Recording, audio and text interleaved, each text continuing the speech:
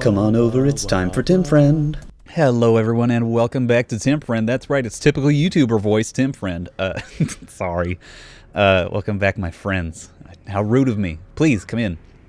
Today we're going to go into the Weald for the first time, but first I wanted to show you guys some stuff. If you haven't played Darkest Dungeon before, we've unlocked a boss battle. The more missions you do in a specific area, it will unlock boss battles. So this is the first one, the Necromancer's Apprentice. It offers a very rare trinket, even though it's only medium length, no matter what level the boss is. We also see these yellow missions in the Warrens in the Cove. Those are level 3. We don't even have any level 3s, and our level 0s and 1s beg and plead with you not to send them there. But today, we're just going to try to crank through the Weald. It's usually got a little more disease in my experience. We're going to roll in with 8 food, 8 torches, medicinal herbs, and let's say anti-venom. This is going to be us using our occultist for the first time, so be sure to judge, and you'll probably see why this is my favorite character class, because I love that fucking Lovecraftian shit. Like, look at him. Look at this fucking vaguely racist caricature of a man. 100% of room battles, okay. So, the Weald is definitely a different environment than the ruins.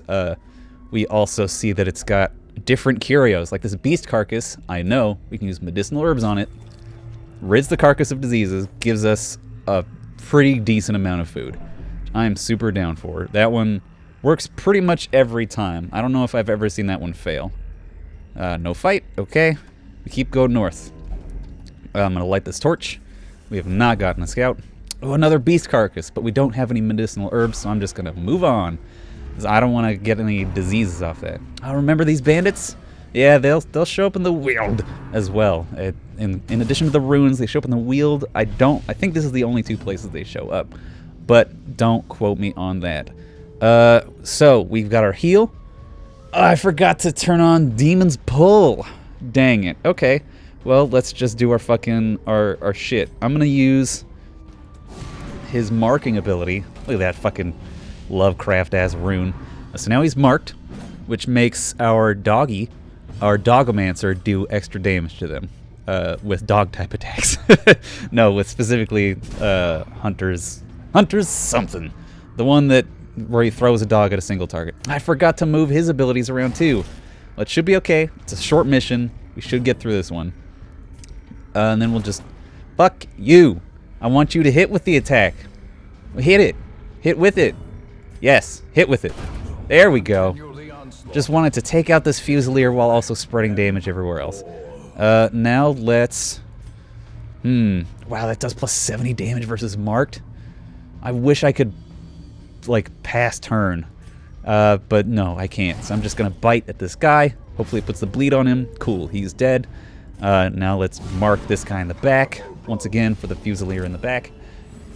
So now our Dogomancer will do extra damage against them on his upcoming turn. We'll do Blanket Fire. Really spreading the damage out. It's just not great for our Occultist, because the Occultist does very strong single target heals. Sometimes. Boom. That does not get the kill. I said boom, really hoping that it would get the kill, but it didn't. And now here we are. Okay. Now with Pistol Shot, plat plat. Get a big hit on that Fusilier, and cast Dog at him as well with our Dogomancer, excuse me. And god damn it, we hit the corpse. We hit a corpse. Does that help? All right, so now we're gonna use our heal, weird reconstruction. It heals 8. That's such a big heal. That's bigger than my Vestal's healed, and it didn't put a bleed on him, which is fantastic. Now he's gonna punch me, pushes me back. I thought it put a stun on me, but it does not, apparently. I will have our Dogomancer lick wounds, because it just takes 1 shot to hopefully kill this guy. There we go. Give them no quarter. Sorry, I've been talking over the narrator for this entire fucking game. Listen to that voice. How good is that fucking voice? This guy is a narrator I would trust to carry me into hell. Because he's got such a good narrator voice. It's just really incredible. Oop, scout. Hey, we do have to go this way. Well, at least we're not wasting our time over here. Let's light this torch. Make sure we're at light level 4, or radiant light.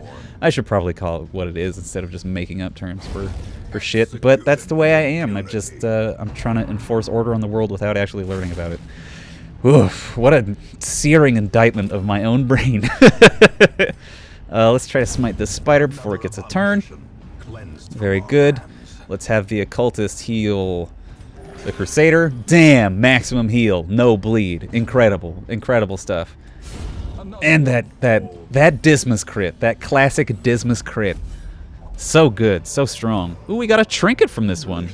It gives them debuff resistance, but reduces their dodge. I tend to not care. You son of a bitch. You fuck off, Reynold, with your goddamn horseshit kleptomania. You gonna do it again? No. F you. That's... If I had another person who would work in the fucking first 2 slots, I would have put Reynold in the sanitarium immediately for that absolute horseshit, stealing my stuff ability. Ooh, I don't like that. Don't like this dark altar. But we have holy water, so I think it's actually good. Anyway, so these guys are new. We haven't seen this dog. Haven't seen these mushroom people. These fungal artillery do pretty much exactly what you would expect them to, in that they use artillery to shoot at you. And it's bad. We don't like it. These fungal scratchers sort of flail about blindly, but the fungal artillery will mark you, and that'll make the fungal scratchers do quite a bit of damage to you. Let's try hitting this dog. The dog is very annoying. It can put rabies on you because it's rabid. Yeah, it's pretty wild. Oh, some sweet dog-on-dog action. Sorry, dog-on-dogiomancer. It should have known that because I am a dogiomancer, I am immune to its dog-based abilities. It's got protection 5%, but I do want to start marking these people so that I can really, really light into them with our dogiomancy and our pistolmancy as well. Yeah, there we go. Mark prey. Now he's marked. It's gonna mark me again, I guess. But the relevant thing is that when someone is marked, the fungal scratcher will switch to a move called Rend the Marked, which just does more damage than its normal attack and targets things that are marked. Yeah, Rend the Marked. Boom! That hurts pretty bad. Doesn't bleed me, but it hurts pretty bad. Let's put a stun on someone. Ooh, I forgot to put the Paralyzer's Crest trinket on my Crusader to give him like a almost 100% chance to stun pretty much fucking anyone in this goddamn game, or in these opening levels at least. But I fucked up, and I'm super sorry, Sunshine, about it. I guess maybe I should have used the pistol shot, but I didn't. I used the Grape Shot Blast. It did probably about as much damage as the pistol shot would have done, but I mean, whatever. Alright, well, now we've got those artillery out of the way. Unfortunately, the Crusader's still marked for a round, so unless he gets to go before the fungal scratcher, it's still going to use Rend the Marked on him. So let's heal him for 2! And so, effectively, -1. Oh, Jesus pleases. It's not very good at all. Now, I could put the dog whistle on the fungal scratcher, which would reduce its damage reduction by 20%, because it's got 33% damage reduction, which is not great for me. But since it's already so close to death, I figured that just hitting it ain't gonna hurt. Alright, so let's investigate this Eldritch Altar and use holy water on it, which gets rid of the kleptomaniac quirk. Ah! So sometimes interacting with curios with the right object can be really fucking powerful. Now I don't have to send him to the sanitarium. God damn it. Also, sometimes, when you go back through quarters that you've already been through, the traps will appear again in them. And monsters will appear again in them. And it's bad, so that's why you don't just fucking walk backwards through corridors all the time. Also, if you literally walk backwards like this, you'll get crazy stressed out, and sometimes monsters will appear behind you as well. So, always forward. Forward. Oh, shit. Speaking of going forwards, let's go back to this carcass. Because guess who got some medicinal herbs, baby? Let's get that food. Oh, so much food. And we can have... Let's just fucking have a little snack time. Because there's no way in hell we're burning through all this food in this short dungeon. Let's just eat it. Let's just eat some of this fucking food. Hell yeah. Now we're like almost back up to full health with some people. That's what you can do. with extra food. Food! It's good for your body. I already got that beast carcass. We're just wandering. Oh, hunger. Hum, hum, hum, hum. I do love the eating food sound effect. It makes me laugh for some reason. I just like that. It's like... It sounds like a cat eating dry food to me. Okay. Once more back into the unknown. Hashtag Frozen 2. Okay. We've got mummified remains. We got diseased by them. Well, let's get rid of that shit. Wow. Have I come this way before? Alright, this one had treasure in it, I guess. Maybe using an anti-venom on the mummified remains would do good. Would make it good more likely to happen be. Did not love that my occultist got blighted from that, but we'll take what we can get. That's a shitty scout, but whatever. At least there's no traps. All these mummified remains, fuck. How many spiders are out here? Ah, that's 6 damage. That's not pleasant. Ooh, a pack of dogs. I don't like fighting these dogs because they all go very fast. They always scoot around, so like whenever one of them attacks, it just scoots fucking forward in the row. It goes all the way to the front position, which can really fuck up your focus fire. If you have a very specific party, it can be kind of irritating sometimes. But in this case, we're gonna be okay. We're going to nail this one with Smite. Very good. It also is a small enemy, so it does not leave a corpse. So we can use our dog. We can cast dog on that front one to kill it, and then have point blank shot, roll low, and not quite get this final dog. But we've still got one more cast of dog because we got lucky and had our Dogumancer go before the actual dog. That's why it always pays to be a Dogumancer and not the dog itself. Here's a grave. I'm gonna pass on by. Yeah, I'm just gonna pass on by that grave. Because I remember needing a curio. I don't remember what it is. Is it the shovel? Could I use a shovel on it? But I don't want to necessarily use my shovel.